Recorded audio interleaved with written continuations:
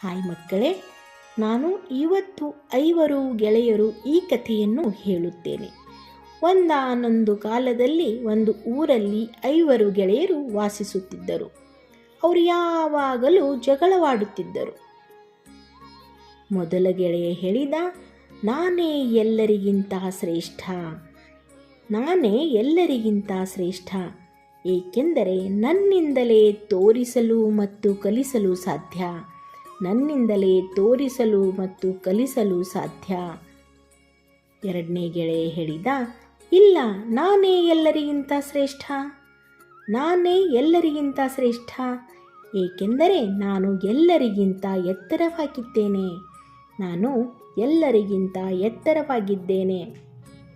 ಮೂರನೇ ಗೆಳೆಯ ಹೇಳಿದ, ಇಲ್ಲ ಇಲ್ಲ, ನಾನೇ ಎಲ್ಲರಿಗಿಂತ ಶ್ರೇಷ್ಠ, ನಾನೇ ಎಲ್ಲರಿಗಿಂತ ಶ್ರೇಷ್ಠ, ಏಕೆಂದರೆ ನಾನು ಮದುವೆಯ ಉಂಗುರ ಧರಿಸುತ್ತೇನೆ, ನಾನು ಮದುವೆಯ ಉಂಗುರ ಧರಿಸುತ್ತೇನೆ.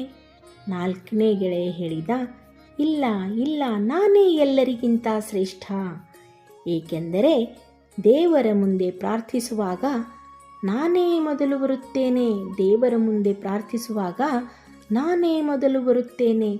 ಹೀಗೆ ಅನ್ನುತ್ತಾ ಎಲ್ಲರೂ ಜಗಳವಾಡತೊಡಗಿದರು, ಎಲ್ಲರೂ ಜಗಳವಾಡತೊಡಗಿದರು. ಐದನೇ ಗೆಳೆಯ ಹೇಳಿದ, ಜಗಳವಾಡುವುದನ್ನು ನಿಲ್ಲಿಸಿ, ಜಗಳವಾಡುವುದನ್ನು ನಿಲ್ಲಿಸಿ, ನಾನಿಲ್ಲದೆ ನೀವು ಬರೆಯಬಹುದೇ, ನಾನಿಲ್ಲದೆ ಯಾವುದೇ ವಸ್ತುವನ್ನು ಎತ್ತಬಹುದೇ? ಎಲ್ಲ ಗೆಳೆಯರು ಹೇಳಿದರು, ಇಲ್ಲ ಇಲ್ಲ. ಎಲ್ಲ ಗೆಳೆಯರು ಹೇಳಿದರು, ಇಲ್ಲ ಇಲ್ಲ, ನೀನೇ ಎಲ್ಲರಿಗಿಂತ ಶ್ರೇಷ್ಠ, ನೀನೇ ಎಲ್ಲರಿಗಿಂತ ಶ್ರೇಷ್ಠ.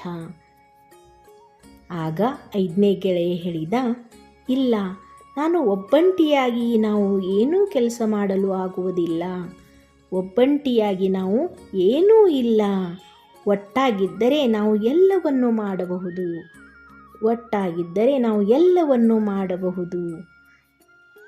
ಈ ಕಥೆಯ ತಾತ್ಪರ್ಯ ಏನು ಮಕ್ಕಳೇ?